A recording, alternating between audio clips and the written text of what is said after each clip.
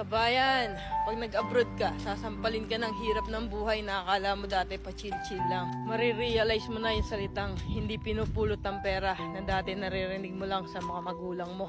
Marirealize mo na wala kang dapat pagkatiwalaan dito, kundi sarili mo. Marirealize mo na ang 5 oras na tulog ay sapat na para may paglaban na isang araw na pagtatrabaho. At matututo kang pahalaga ng bawat sentimong sinasahod mo.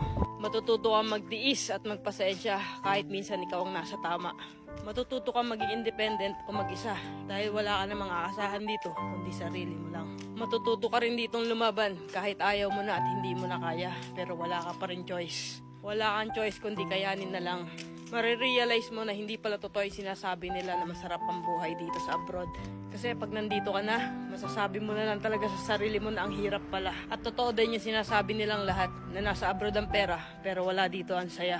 Kaya sa mga nagbabalak mag-abroad dyan, patibayan ng loob dito at bawal ang mahina, bawal ang sumuko. Kasi dito mo mararanasan ang realidad ng buhay kung saan patatagan ng loob ang labanan.